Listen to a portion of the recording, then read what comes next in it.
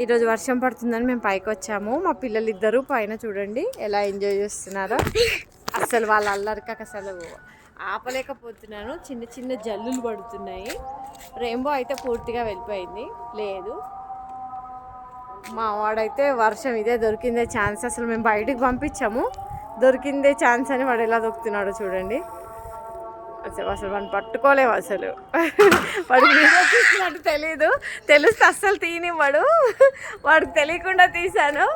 చూడండి friends, wow wow, చాలా బాగుంది చుట్టూ క్లైమేట్.